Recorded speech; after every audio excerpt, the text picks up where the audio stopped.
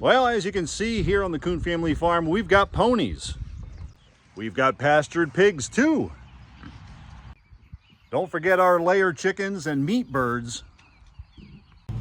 And of course, our 100% grass-fed Brahman beefalo, like these ladies. Well, if you've seen any of my other videos, whether it was about cows, pigs, chickens, horses, or tractors, you know that I tend to ramble on about certain things. So I actually have a script here, and I will try and adhere to that script to make sure that nobody dozes off while I explain to you where beefalo came from. Beefalo, like what we have here on the Coon family farm, was developed in the early 1960s by a Californian producer who successfully interbreeded American bison with domesticated cattle. Now, when I say domesticated cattle, it doesn't mean the ones like you have a dog or a cat that's domesticated pets. You can't have these cows in the house because they won't let you know when they got to go outside.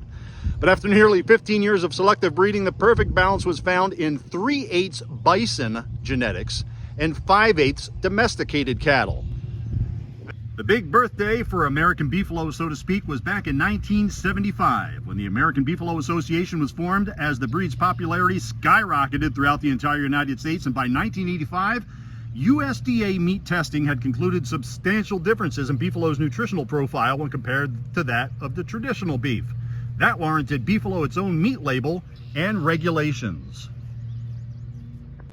And maybe you already have a question as to why did the Coon family farm decide to go with beefalo?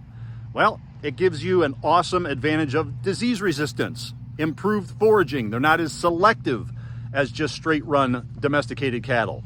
If you do any type of rotational grazing or have a neighbor that does, you'll go past a pasture that they may have just taken the cows off of and you'll see big tufts of grass here and there and everywhere. That's called selective grazing. When you have beefalo, they have that mentality through their genetics of the bison. They will graze everything evenly, which is really nice because then you don't have to go through and brush hog behind them. Well, that's it for part 1 of why we raise beefalo. Come on back for part 2 in our next video right here with the Coon family farm.